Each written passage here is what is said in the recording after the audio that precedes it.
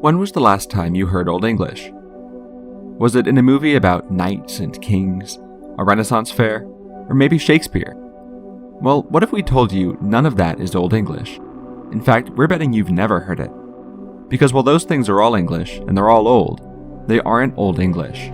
Today, we're going to be talking about language change and how, over time, something unintelligible became what we know today. In particular, we're going to talk about 3 specific kinds of change: sound change, socio-linguistic change, and lexical change. To explore this, we'll be looking at English, and that means we're going back in time.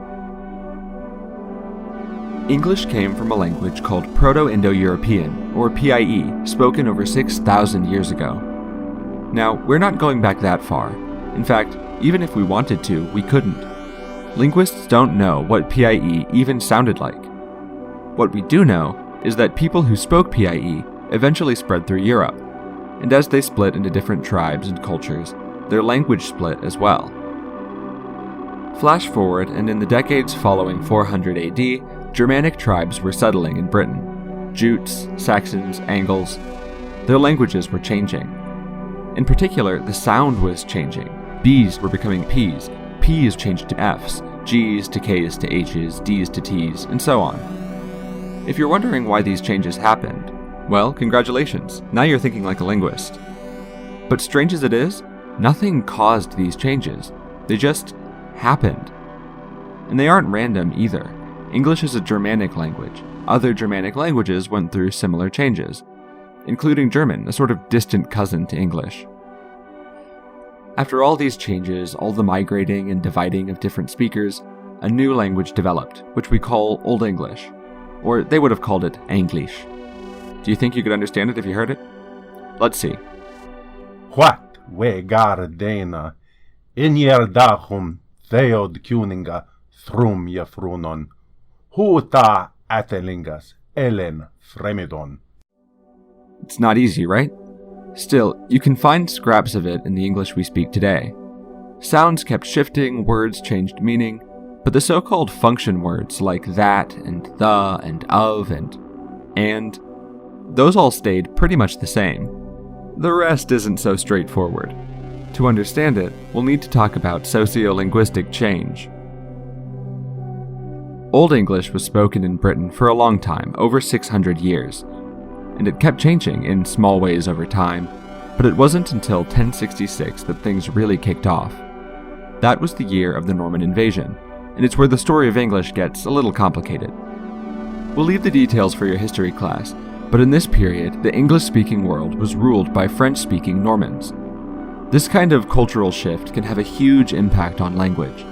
The rulership and nobility all spoke Old French, while the commoners held on to their Old English. But that separation is almost impossible to keep. How could you rule if no one understood you? What if you wanted to sound refined and high class? French trickled down into English, and much more rarely, English went up into French. The result is what we call Middle English. This blending happened all across the language, but again, it wasn't random. In fact, the words we borrowed from France are still seen as fancier. House is a Germanic word, but the French word for house became mansion in English. Peasants eat, and the nobility dines. In fact, the peasants who actually dealt with cows and pigs ate cow and pig, but at the nobles' dinner table they were beef and pork. Still, French might not help you if you're trying to understand Middle English. Here's what it sounded like. One that April with his shure sote, the drucht of marsh hath perse to the rote, and bathed every vine in switch liqueur, of which vertu engendret is the flour. Maybe you recognized some words, but probably not many.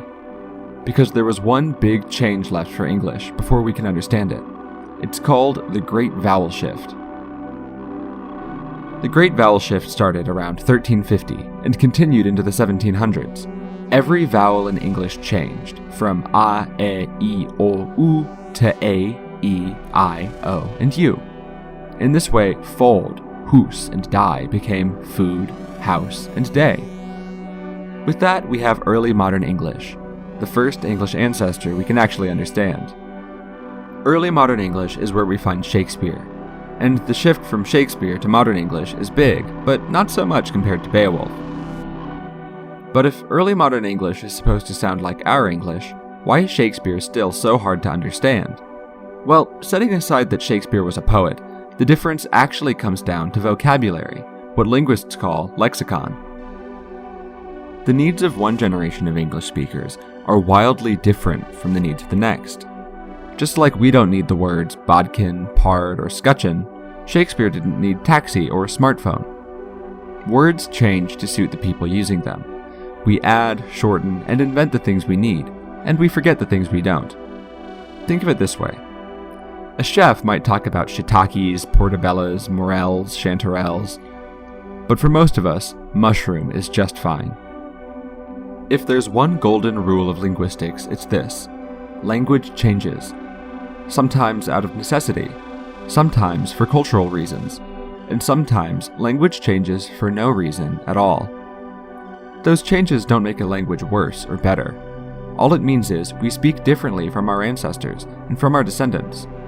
So if you're struggling through that next page of Shakespeare, just sit back, take a deep breath, and imagine the bard reading Twitter.